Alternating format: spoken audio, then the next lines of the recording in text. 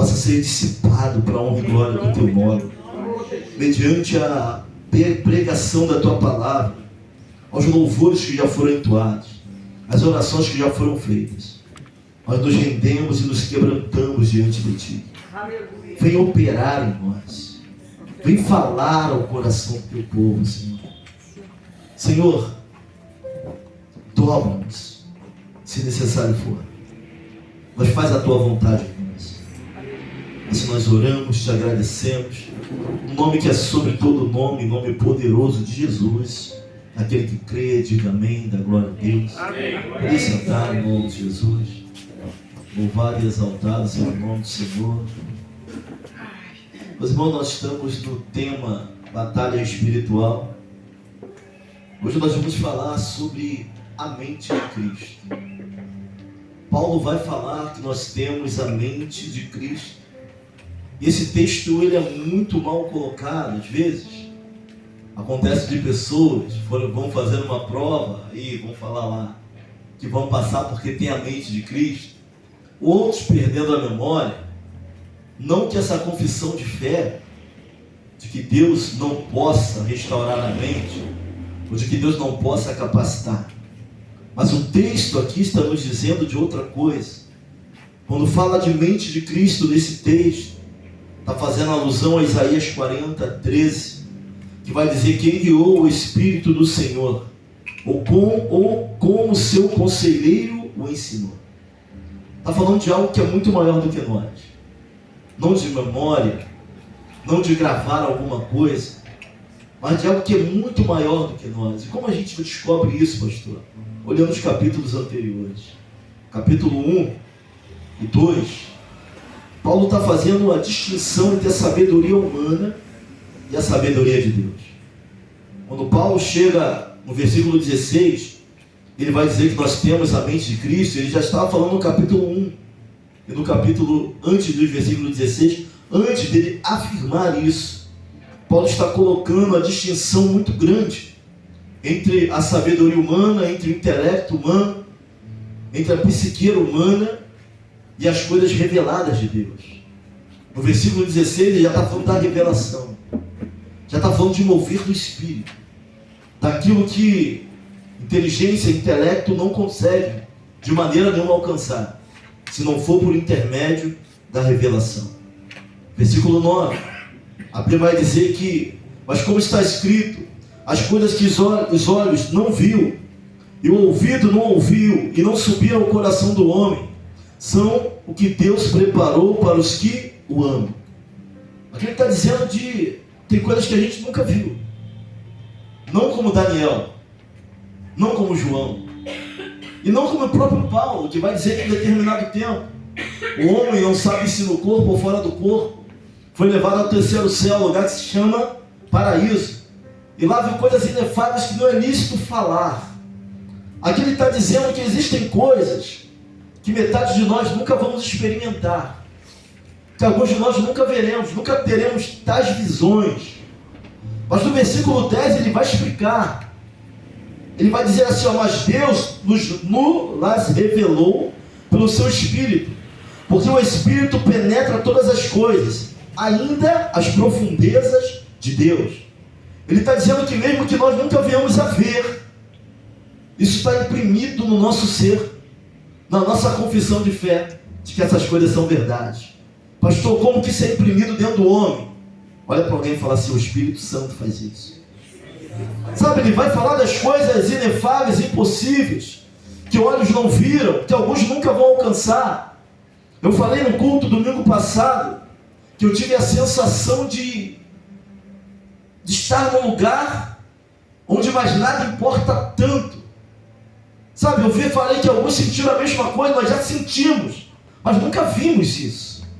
Nós nunca tivemos a revelação, algumas coisas, pelo próprio Espírito, nos são reveladas. Às vezes alguns irmãos chegam para mim, pastor, naquele culto eu tive uma visão assim, sabe, o Espírito mostrando aquilo que está em oculto, no espiritual, dando a visão. Mas existem coisas que nós não vimos, e enquanto estivermos na terra não teremos essa visão, mas ainda assim nós cremos. E por que cremos? E como podemos crer?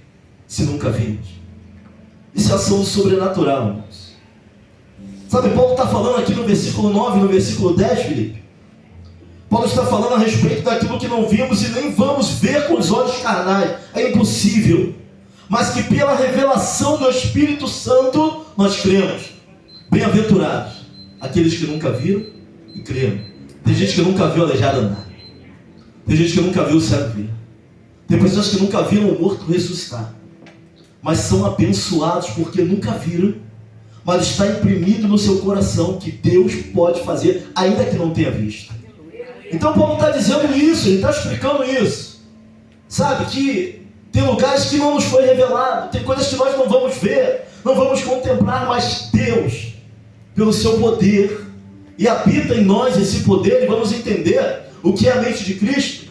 E em batalha espiritual, irmãos, a mente de Cristo é de suma importância para a nossa vida, porque estamos em guerra. Sabe, tem coisas, tem situações que parecem que não vão melhorar. E se não for o vislumbre do Espírito Santo, nos mostrando além, sabe, nos dando força, nos trazendo inspiração e autoridade para permanecermos sãos no meio dessa guerra, a gente não consegue.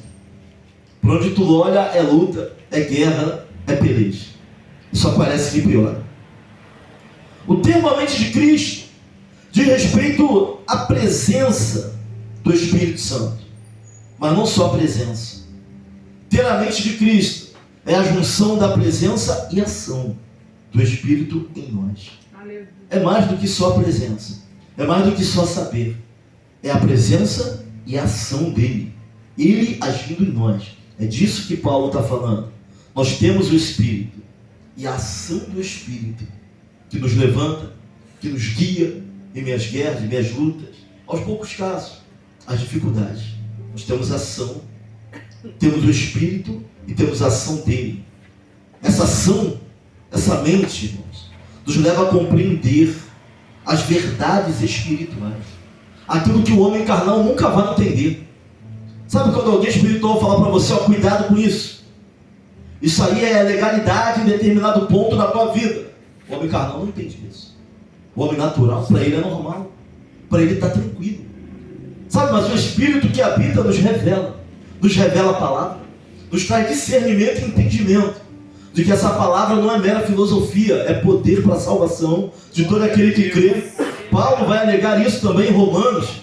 Sabe, é o Espírito que sopra a inspiração de esperança, que tira o cansaço de nós, nos leva a compreender as verdades, as ações e propósitos de Deus, irmãos. Entenda, sem essa mente de Cristo é impossível entender porque estamos passando por algumas questões. Vamos nos desesperar, sabe? A mente vai querer fugir, vamos ficar saturados. Sem essa mente para entender o que foi orado agora aqui, propósito, para entender propósito, para entender processo. Sem essa mente não tem inspiração para que possamos ficar de pé. Sabe, parece que tudo é em vão, parece que tudo está caindo, que o mundo está desabando, as pessoas se desesperam porque não tem essa ação, o Espírito, mas a ação do Espírito dentro dela, ou simplesmente não atenta porque já tem, e às vezes nem sabemos que temos, nem sabemos o que é isso. E Paulo, ele vai estar nos dizendo, pois quem instruiu a Deus? Quem o ensinou? Quem tem ação? Mas nós temos tanto o Espírito como a ação. Parece um pouco ousado, né? Mas o fato é isso. Alguns vão olhar e falar assim, poxa, o irmão é forte. Ele é forte. Forte é o que habita nele. Forte é a palavra que está sobre ele. Ele sabe disso. Não é que está bom. Não está bom. Pelo contrário. As coisas são difíceis. É uma realidade. Mas nós cremos. Somos inspirados de que vai melhorar. Somos inspirados pelo Espírito Santo, por essa mente e por esse agir, que é só um momento, que não há mal que dura para sempre.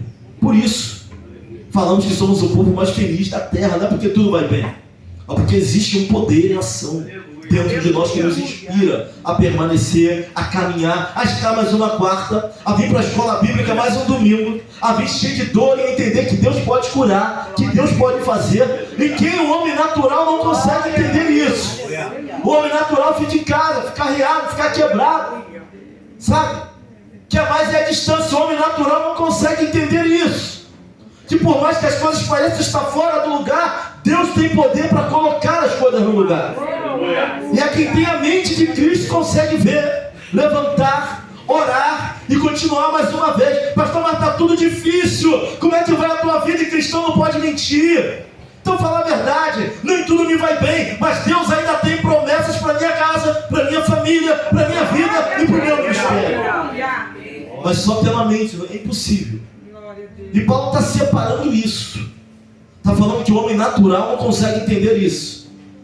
Sabe, irmãos, é algo tão tremendo que sem a mente de Cristo em nós, não dá para entender o que Ele tem, o que Ele quer.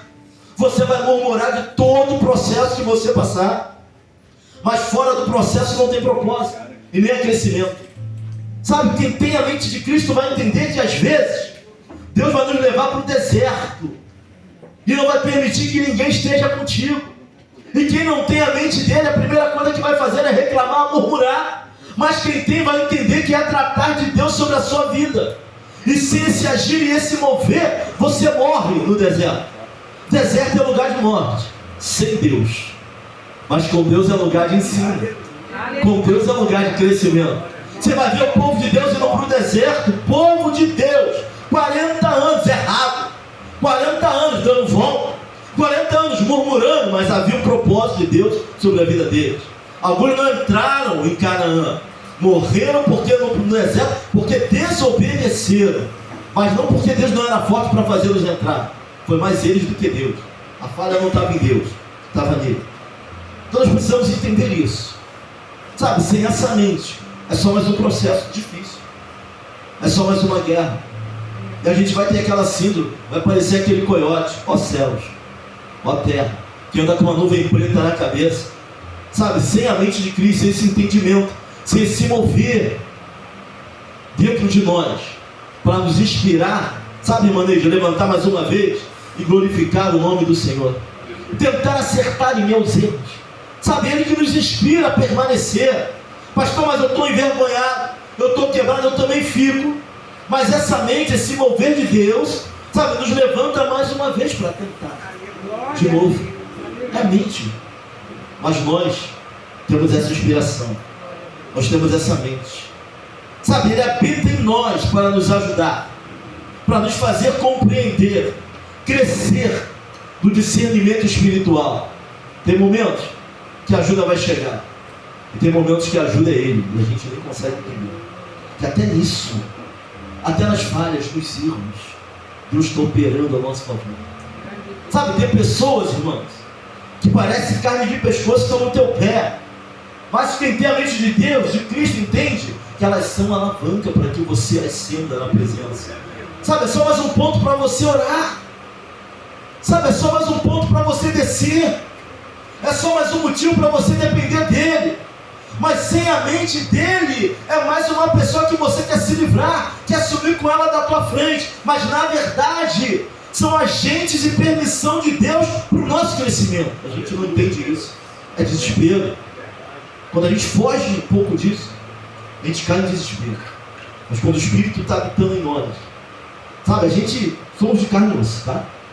No momento que a gente vai berrar, pastor, ovelha não berra, só cabreira, ovelha berra assim, tem momento difícil, a gente vai berrar sim, a gente vai chorar sim, a gente vai ficar entristecido sim, mas Deus é bom, para nos inspirar mais uma vez, para nos levantar mais uma vez. Paulo não está falando de qualquer coisa não. Você já conseguiu explicar o mistério da Trindade para alguém? Sem esse mover do Espírito, não tem como. Sabe, a analogia mais próxima do mistério da Trindade é uma. Geralmente quando eu vou dar aula, o que eu falo? Que pessoas diferentes, mas com a mesma essência. Ninguém aqui tem a mesma essência. Seu filho não tem a mesma essência que você. É como pegar uma garrafa de Guaraná, ter um pote de pinho e outro pote de água mineral, e tu pegar o que está na garrafa, botar no pote de pinho e botar no pote de água mineral. São 3 recipientes diferentes, mas saíram do mesmo lugar. É a mesma essência. Deus Pai, Filho e Espírito Santo. Onipotentes, onipresentes e oniscientes. O único Deus que consegue se dividir para fazer a sua obra. Mas como ir além disso? O intelecto humano não consegue ir além disso. Talvez seja uma das mais simples analogias que você tem ouvido em toda a tua vida. Você entendeu o que eu estou falando? É a mesma essência, não é uma essência diferente. Sabe, o Miguel, se fizer um exame, vai dar que ele é meu filho, mas o DNA não é idêntico, não. É outra pessoa. Eles não. Eles conseguem ter a mesma essência em 3 pessoas diferentes. Sabe, eu não consigo ir além disso. Meu intelecto não chega. O que eu estudei, eu não consigo ir além. Mas é uma verdade que o próprio Espírito imprimiu no coração daquele que crê e o recebeu. Você sabe que é verdade, eu não preciso falar mais nada. Porque existe um mover de Deus em nós, que coloca essa confissão como verdade. Sabe, tem coisas que não vai adiantar falar ou conversar. É Ele que vai imprimir no nosso coração. Mas para isso tem que ter a mente de Cristo. Olha para alguém e fala assim: temos que ter a mente de Cristo, irmão. Sabe, talvez isso ainda não tenha sido ativado por algum motivo. Somos naturais demais. Mas o homem natural não vai entender as coisas espirituais. Não tem como. Hoje eu estava vendo uma mensagem. E na mensagem tinha um exemplo. Não vai dar. Isso não é um testemunho que alguém falou para mim de forma direta. Eu ouvi numa mensagem a pastora pregando.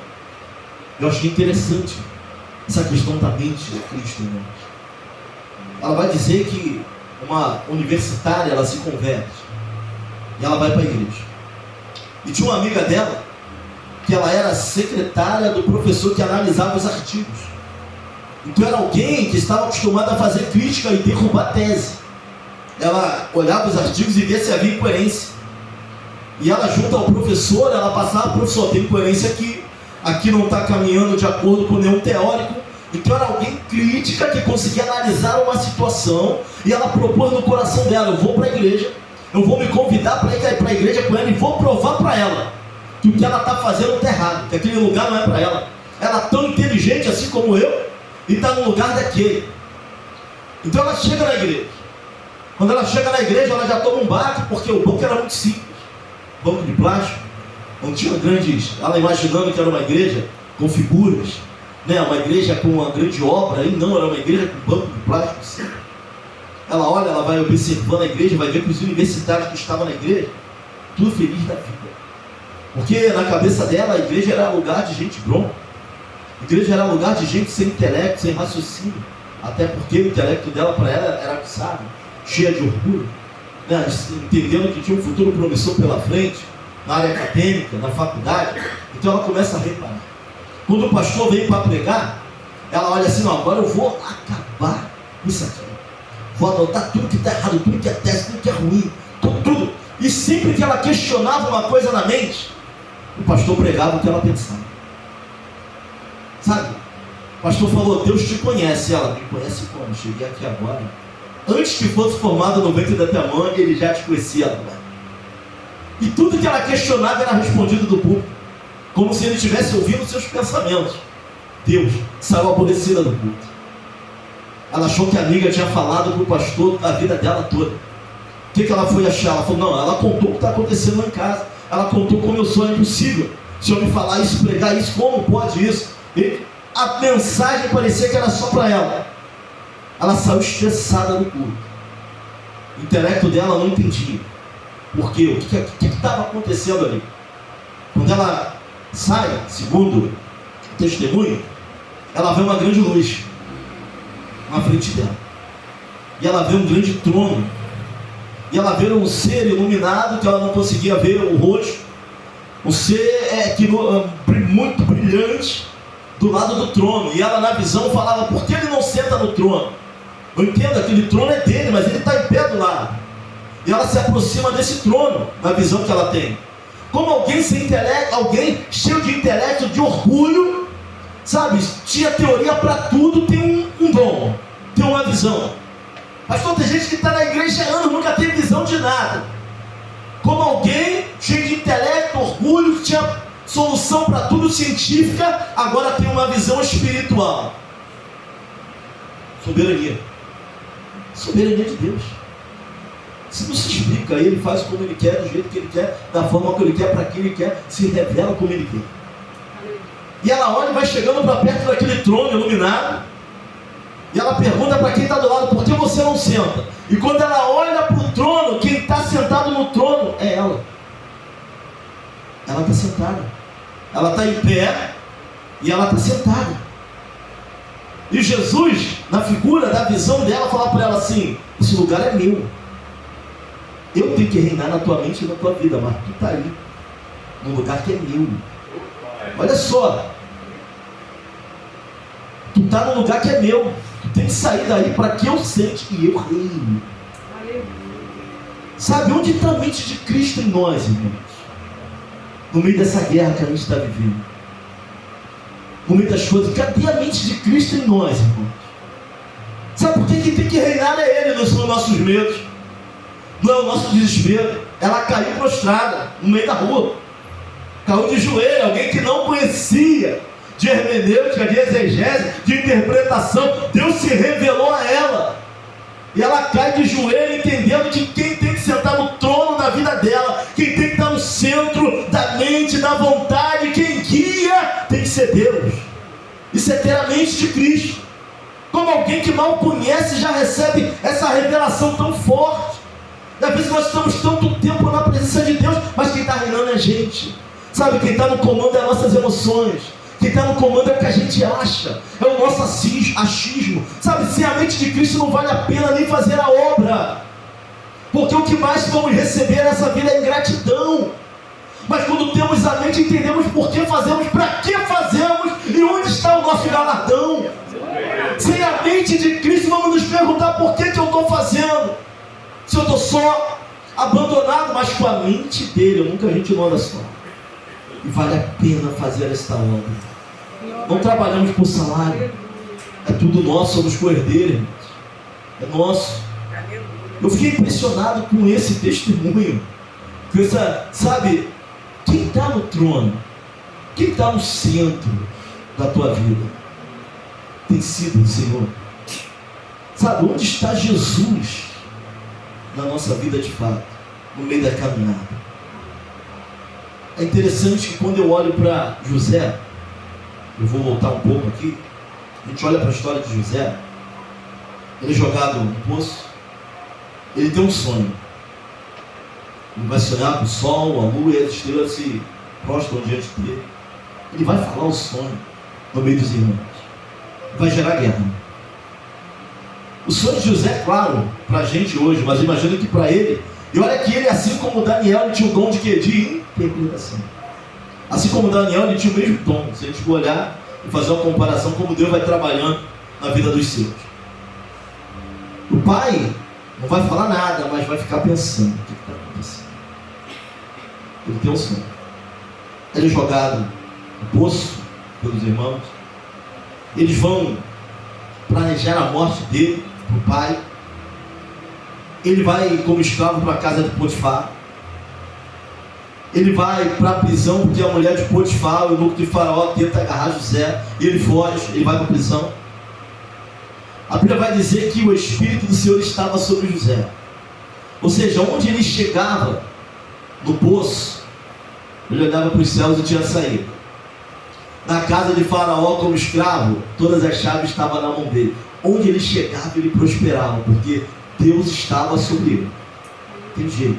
Na prisão, ele, como carcereiro, daqui a pouco ele estaria com a chave das prisões também na mão dele. Fácil.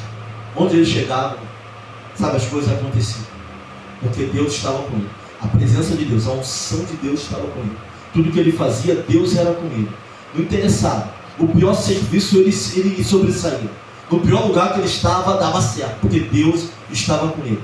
Mas olha só, da casa do pai, sabe, de um homem que recebe uma túnica de muitas cores, diferenciada. Sabe, essa túnica de muitas cores de José era como uma túnica real. José já era alguma coisa numa época que ninguém era. Isso dá confusão. Sabe, José ele já cresceu para ser algo e ninguém entendia o que ele ia ser. Ele está com a túnica, tomaram a túnica dele, mas não tomaram a presença de Deus. Não era a túnica o mistério era Deus na vida de José. Sabe, às vezes pode tomar alguma coisa que você gosta de fazer. Pode tentar tomar teu tamborim, aquilo que você gosta. Mas o mistério está no que Deus tem na tua vida. Esse é o grande mistério. José, ele é preso. Aí Deus dá um sonho a Faraó. José revela o sonho. 7 anos de vacas gordas, 7 anos de magras, espigas acabadas, espigas boas. Vai explicar que vai haver 7 anos de bonança e 7 anos de miséria. Ele junta dinheiro, ele junta os bens. Quem quisesse comprar comida em toda a terra tinha que descer no Egito. E quem era o segundo do Egito agora? José. Os irmãos de José, que jogaram José no poço, desce. José vai botar o nome, vai mudar o nome dos filhos, vão mudar o nome de José. José vai botar o nome do filho de quem? Manassés e Efraim. Um dos filhos significava porque Deus me fez esquecer de todo o trabalho da casa do meu pai. E o outro significava porque Deus me fez prosperar na terra da minha aflição. Ele vai simbolizar o que acontece na vida dele, através do que o nome que ele dá para os filhos. Mas quando ele vê os irmãos, sabe, ele se esconde, grita, a dor, mudar o nome. Ele dá nome de superação dos 2 filhos, sabe, mas quando ele vê os irmãos, ele volta a ser o José, com a túnica de muitas cores. Ele volta a ser o José que foi jogado no poço, sabe, veio tudo à tona, tudo aquilo veio à tona na vida de José. Às vezes a gente acha que superamos algumas questões, irmão, mas a vida parece que vai fazendo ciclos que a gente bate às vezes na mesma coisa. E aí José, ele chora, guerra interna na vida de José. Ele vai bolar um plano, vai ficar o mais novo, depois dele nasce outro, que agora o pai se apega a esse e fala, vocês vão lá e vão voltar, senão ele nunca mais sai daqui. Quando os irmãos voltam, José chora e revela quem ele é. Sabe o que José vai falar para eles, para os irmãos? Depois do grito, da dor, mas do mover de Deus dentro dele, porque é impossível sem o mover de Deus dentro de nós, nós superarmos algumas questões. Falar para eles que não era culpa dele, não, mas que era plano de quem? Como? A maldade não era deles. Jogar ele no poço não foi intenção dele, não estavam inclinados a fazer isso.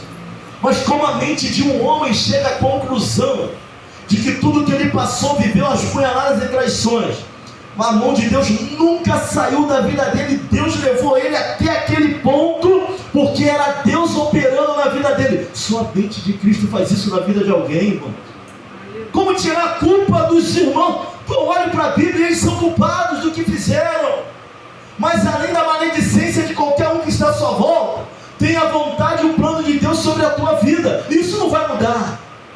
E ele entende e atribui aquilo que era maldição a bênção e coloca na conta daquele que tem que receber toda a glória, todo o louvor e toda a adoração. Olha para alguém e fala para ele assim, tudo que tu está vivendo hoje, fala para ele, é para a glória de Deus. Que isso, pastor?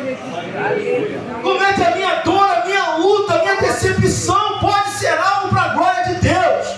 Se tu tem a mente de Cristo, tu vai entender. Hoje não sabeis o que eu faço, mas amanhã saberás. Sabe, tem coisas que eu não alcanço hoje, mas eu sou inspirado a continuar marchando e a caminhando, porque o Espírito que habita em nós nos impulsiona a isso.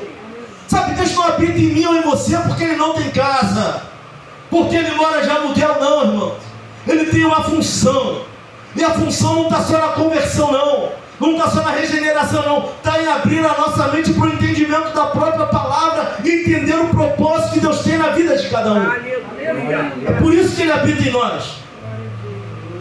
Paulo vai dizer em Romanos 7,19: o bem que quero não faço, mas o mal que não quero, esse faço. Essa passagem reflete o desejo de acertar, mas a natureza humana que nos leva a errar. Os pensamentos, as lutas, as guerras, a influência do próprio pecado. O Espírito Santo, ele age em todos os momentos da nossa vida. Sabe, ele habita em nós, ele opera em nós, ele nos levanta para a honra e glória do seu nome. Ele revela os propósitos, as coisas de Deus que estão ocultas até os nossos olhos, mas que ele vai revelar no tempo dele. Ele nos inspira, ele nos dá fé, Quando não entendemos, Ele abre, tira as escamas dos olhos e nos faz ver até mesmo aquilo que estamos fazendo de errado, a forma como estamos caminhando. Ele faz isso na nossa vida. Não é só uma força, não. Ele é Deus. Ele foi colocado com propósito.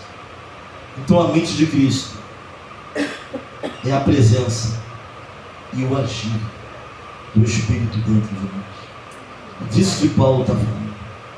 Por isso nós vamos ver um Paulo desesperado, sendo entregue por libação. Combati o bom combate, encerrei a carreira, guardei a fé. Agora já me é esperada a coroa da vida, a qual o Senhor, o justo e juiz, me dará naquele dia, não somente a mim, mas para todos aqueles que esperam e aguardam a sua vida. Qualquer homem iria reclamar: Senhor, eu fiz a tua obra, por que eu estou aqui? Por que eu estou preso? Açoitado, preso. Sabe, a prisão não era muito, não dava para ficar nem em pé, era igual uma caverna, abaixado. Ele vai falar que ninguém foi na sua primeira defesa, porque ele é homem, mas o Senhor me ajudou. Ele vai pedir para Timóteo para trazer seus livros, para que ele possa ler, mas ele está lúcido. Mente de Cristo, está inteiro, preso, vai se chamar de embaixador em cadeias, tantas cadeias que ele tinha passado para poder fazer a obra. É tanta humilhação, tanta dificuldade, tanto desentendimento, mas ele está lúcido. Sabe, Deus quer despertar esse em nós nesta noite, irmãos. Nós temos a presença e o agir do Espírito dentro de nós. É o que nos faz ser bons, é o que nos faz sair de madrugada à meia-noite para entregar sopa, é o que nos faz chegar do trabalho cansado e estar no culto ouvindo a palavra, é o que nos faz mesmo em minhas dores e dificuldades, muitas das vezes aborrecidas, mas entendendo que Deus é Deus para colocar tudo que está fora do lugar. É isso. A mente de Cristo. Às vezes abatidos, às vezes desanimados, mas não destruídos. Mas não destruídos. Sabe, às vezes tribulados até, mas não. Tribulados até, mas não angustiados. Às vezes, não muito bem, mas não totalmente arrebentados. Mente de Cristo em nós. Nós temos a mente de Cristo. Vamos orar por esse mover. Batalha se perde na mente, se ganha aqui. Alguns já entram na batalha sabendo que são mais que vencedores, como Davi. Tu vem a mim com os